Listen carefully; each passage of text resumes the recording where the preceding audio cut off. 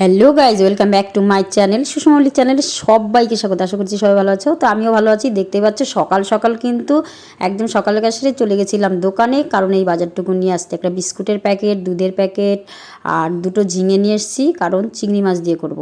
যাই হোক, এদিকেগুলো করে আমি চা বসিয়ে দিয়েছি, কারণ সকালে চাটা খেয়েই কাজ শুরু করলে বেশ ভালো লাগে। তো এর জন্য চা বসিয়ে দিয়েছিলাম, চাটা খেয়ে নেবো। আর তোমরা জানো, এর আগের ভিডিওতেও দেখেছো আমাকে দু রকমের চা করতে হয়, র চা আর দুধ চা। যাই হোক, আমি দুধ চাটাই একটু বেশি পছন্দ করি, কিন্তু মাঝে মাঝে র চাটাও খাই, ভালো লাগে। তো দুধ চাটা একটু বেশি খাই।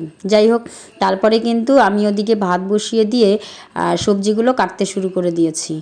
আর এদিকে দেখো, এই লাউ এইগুলো কেটে নিচ্ছি, কারণ আজকে কি কি রান্না করব সবই তোমরা দেখতে থাকবে। কিন্তু দেখার আগে একটাই কথা বলবো, ভিডিওটা স্কিপ করো না, কারণ স্কিপ করে দেখলে অনেক কিছুই বুঝতে পারবে না, দেখতে পাবে না। তো যাই হোক, স্কিপ না করেই দেখতে থাকো যে আজকের সারা দিনটা আমি কি কি করছি, সেটাই তোমাদের সাথে শেয়ার করব। তো যাই হোক, দেখো লাউগুলো কেটে নিচ্ছি, কারণ আমি ভাত বসিয়ে দিয়ে সবসময় সবজি কেটে নিই। আর এদিকে দেখো, ভাত কিন্তু উতলে গেছে। আর আজকে কিন্তু আগে স্নান করিনি, কারণ আজকে একটু তাড়া আছে। যাই হোক, ভাতটা হয়ে যাওয়ার পর আমি দেখো লাউটা কিন্তু খুব মিহি করে কুচিয়েছি। লাউ যত মিহি করে কুচানো হয় তত কিন্তু ভালো হয় রান্না। আর দেখতেই পাচ্ছ আমি রান্নার সব কিছু এক জায়গায় করে নিয়েছি। আর এদিকে কড়াই বসিয়ে দিয়েছি। আর রান্না করতে গেলে আমাকে সব এক জায়গায় হাতের কাছে নিলে করতে আর কি সুবিধা হয়। তো যার জন্য যাই হোক, দেখো এটা লাউ বসাবো। তেজপাতা, জিরা আর শুকনো লঙ্কা ফোড়ন দিয়ে আমি কিন্তু লাউটাকে বসিয়ে দিয়েছি, কারণ এটা নিরামিষ হবে না। যদি নিরামিষ লাউ হতো তাহলে কিন্তু আমি সরষা ফোড়ন দিতাম। আর যেহেতু মাছের মাথা দেবো, এর জন্য কিন্তু আমি সর্ষে ফোড়ন দেই না। যাই হোক, লবণ দিয়ে নিলাম, কারণ নুনই তো গুণ গায়। যাই হোক, কি বলবো তোমাদের সাথে, নুন হলুদ এইগুলো দিয়ে নিলাম। দেওয়ার পরে একটু কষাবো। আর এদিকে কিন্তু আমি যে মাছের ঝোলটা করব সেটার জন্য মশলা করে নিচ্ছি। দেখো, আমি এক টুকরো আদা নিয়ে নিয়েছি, আর জিরা আর কাঁচা লঙ্কা, শুকনো লঙ্কা। আমি কিন্তু কাঁচা শুকনো মিলিয়ে এরকম করে তরকারি করি। আর টমেটো নিয়েছিলাম। আর দেখো, এটা কিন্তু চালের গুঁড়ি বাটা দিলাম, আতপ চালের গুঁড়ি বেটেছিলাম, সেটাকেই দিলাম। কারণ লাউয়ের মাছের মাথা দিয়ে ঘন্ট হবে, আর ঘন্টের মধ্যে চালের গুঁড়া যাবে না, এটা তো হয় না। না, দেখো আমার কিন্তু লাউটা রান্নাটা প্রায় কিন্তু কমপ্লিট।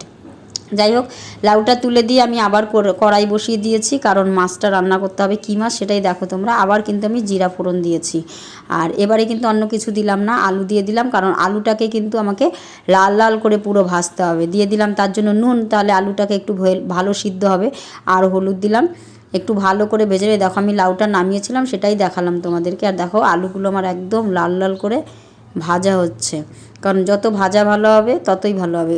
পরে দিলাম মশলাগুলো, আর টমেটো কেটে রেখেছিলাম সেটা, আর একটু বাটিটা ধুয়ে মশলাগুলো দিয়ে দিলাম।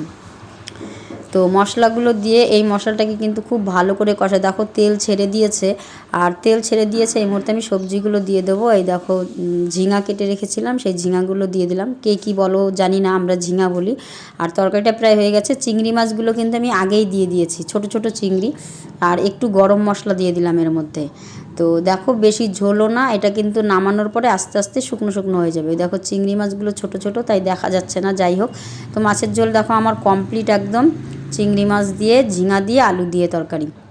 যাই হোক, আর কালকের ছিল মাছের তেল, এটাকে আমি একটু জাল করে নিয়েছিলাম। তারপরে স্নান টান করে আমি চলে এসেছি পুজো দিতে। দেখো, ফুল তোমাদেরকে এর আগেও দেখেছি, আমার প্রচুর ফুল ফোটে, এক ডালা ভর্তি হয়ে। পাশের বাড়িতেও ফুল দিই আমি। পুজো হয়ে গেছে, দেখো এই ডালায় যে ফুলগুলো, এগুলো পাশের বাড়ির কালী মন্দিরে দিয়ে দেবো।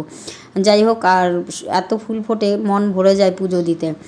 আর পুজো টুজো দেওয়ার পরেই খেয়ে নেব, কারণ খাওয়া দাওয়া করে বেরোতে হবে। আর দেখো, আজকে কি সেই মাছের তেল, মাছের মাথা দিয়ে লাউ ঘন্ট আর চিংড়ি মাছ।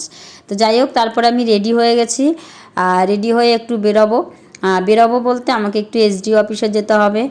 আর গিয়ে, কারণ ইলেকশন ডিউটি করেছিলাম, সেই ইলেকশন ডিউটির পেমেন্ট পাইনি, তার জন্য যাব একটু এসডিও অফিসে। আর যাব একটা ব্যাংকে, তো এক দিদির সঙ্গে দেখা করতে। আর সেখান থেকে কিন্তু সোজা বাড়িতে চলে আসব। আর তারপরে কিন্তু আমি যে ব্যাংকে গিয়েছিলাম, দিদির সঙ্গে দেখা করেছিলাম। দেখো, সব জায়গার ভিডিও তো সবসময় করা যায় না। তো আমি এসডি অফিস থেকে বেরিয়ে যখন ওই দিদির কাছে যাচ্ছিলাম, তখনই এই ভিডিওটা করেছি। তো ওদের ব্যাংকে ঢুকলাম। ব্যাংকে ঢুকে ব্যাংকের ভিতরে কিন্তু সেইভাবে আর ভিডিও করিনি। জানো, কোনো ব্যাংকেই কিন্তু ভিতরে ভিডিও করাটাও ঠিক না, বা করতে দেয় না, দেখলে পরে বকা দেয়। তো যাই হোক, আমি সেইভাবে ভিতরে করিনি। ভিতরে যে ঢুকলাম সেটাই তোমাদেরকে দেখাচ্ছি, যেই ব্যাংকের ভিতরে এসেছি। আমি অবশ্য এই ব্যাংকে কাজ করি না, আমরা অন্য ব্যাংকে কাজ করি। তো ভিডিওটা আজকে এখানেই শেষ করলাম, আর ভিডিও করতে পারিনি দেখে ব্লগটা এখানেই আমাকে শেষ করতে হলো।